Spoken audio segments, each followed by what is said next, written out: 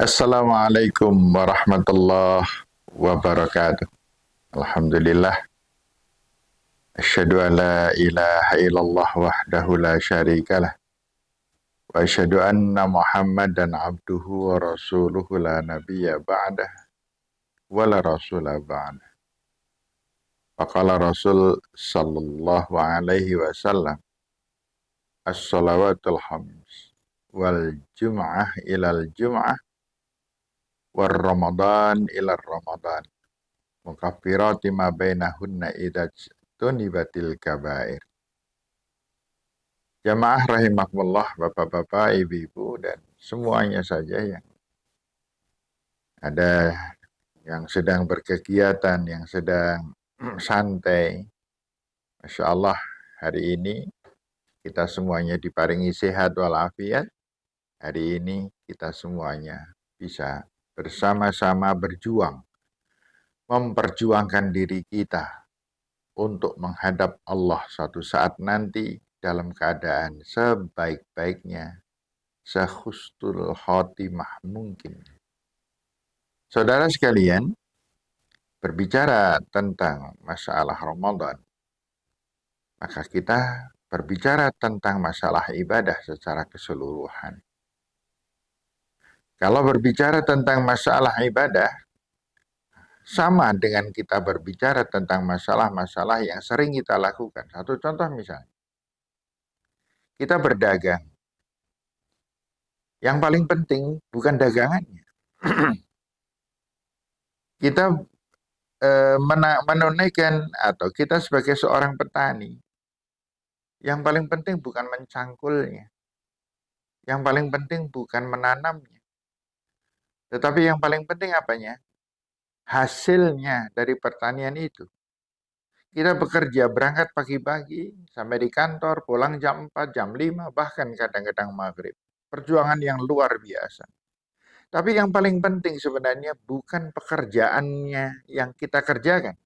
Tapi yang paling penting adalah gaji atau hasil dari pekerjaan itu. Demikian pula tentang masalah-masalah yang akan kita bahas pada kesempatan pendek ini. Yaitu misalnya kita sholat 5 kali. Yang ditanyakan oleh Allah itu bukan sholatnya semata-mata. Tetapi ada dua. Sholatnya dan hasil sholat.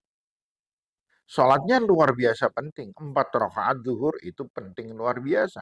2 rakaat subuh itu penting luar biasa. Tetapi sepenting apapun sholat yang kita kerjakan, maka tetap akan kalah penting dari hasilnya.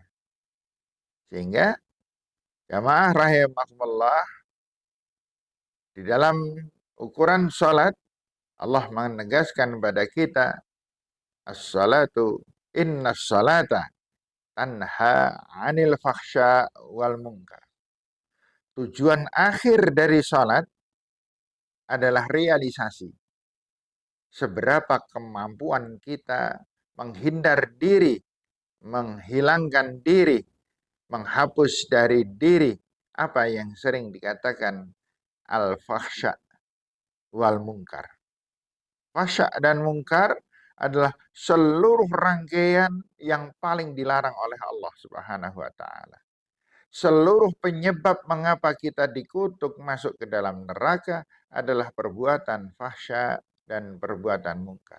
Yang sering kita sebut dengan istilah lain maksiat, perkara-perkara haram, durhaka, dan lain sebagainya. Itu masuk di dalam kalimat fahsya wal mungkar.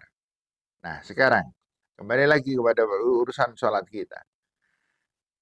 Sholat yang kita kerjakan itu sekali lagi yang paling penting bukan 4 rakaatnya. Tapi 4 rakaat adalah sangat penting. Tapi bukan yang terpenting. Nah, yang terpenting adalah hasil dari sholat khusyuk kita. Hasil dari sholat yang katanya sungguh-sungguh kita. Nah, seberapa lama kita melakukan kebaikan hasil dari sholat atau aplikasi dari sholat, realisasi dari sholat, maka sholat duhur kita aplikasikan. Sampai kapan? sampai menjelang azan atau azan asar. Itulah sholat duhur. Selama sholat duhur, kita tidak boleh berbuat keliru dan berbuat salah. Kita menghindar diri dari perbuatan salah dan keliru kita. Demikian pula sholat asar. Sholat asar bukan semata-mata berdiri sendiri setelah sholat kemudian selesai. Tidak. Setelah 4 rakaat salam berzikir kemudian kita selesai. Habis itu kita berbuat dosa. Oh tidak. Tetapi kita meneruskan. Kita mengaplikasikan. Kita merealisasikan sholat kita. Sampai kapan? Kita tidak berbuat maksiat, kita tidak berbuat mungkar, kita tidak berbuat fahsya sampai dengan azan maghrib. Begitu dan seterusnya selama 24 jam. Sehingga yang namanya sholat 5 kali kita adalah sholat yang dikerjakan sepanjang 24 jam. Sehingga kata Rasul Shallallahu Alaihi Wasallam, as-salawatul hams wal jum'ah ilal jum'ah wal ramadan ilal ramadan mukaffirati ma bainahunna idza tunibatil kabair. Yang kedua, sekarang apa yang sedang kita alami? Ini adalah program Allah, program jangka menengah, program tahunan. Dinamakan Syam Ramadan. Kita dilatih. Syam Ramadan itu latihan. Syam Ramadan itu semacam training, jamaah rahimakumullah. Syam Ramadan itu semacam penataran. Penataran Allah kepada semua umat yang beriman. Kata-kata beriman ini ditekankan di dalam Al-Quran. Ya ayyuhalladzina amanu. Wahai orang-orang yang beriman. Jadi yang tidak beriman tidak bisa melaksanakan. Orang yang tidak bisa melaksanakan Syam Ramadan berarti tidak beriman. Sehingga jamaah, bapak-bapak dan ibu-ibu saudara sekalian dimanapun berada, kita harus memahami bahwa Syam Ramadan adalah pelatihan penataran. Selama 1 bulan kita dilatih. Dilatih untuk apa? Dilatih yang pertama, dilatih untuk mengendalikan hawa nafsu kita. Kita dilatih menjaga lisan kita. Kita dilatih untuk menjaga hati kita. Kita dilatih untuk apa? Untuk banyak membaca Al-Quran. Kita dilatih untuk memberikan hal yang terbaik dari apa yang kita miliki. Sedekahnya yang banyak dan seterusnya. Nah, karena inilah makanya kemudian Syam Ramadan dikatakan Syam Ramadan kalau menghasilkan. Yang paling penting bukan Syam Ramadannya, tapi yang paling penting mampukah kita melakukan perbuatan selama 11 bulan ke depan dengan lebih baik dipengaruhi oleh Syam Ramadan yang selama 1 bulan. Sehingga itulah maka Allah berfirman, la'allakum tattaqun, agar kamu bertakwa. Kapan kita bertakwa? Setelah Ramadan.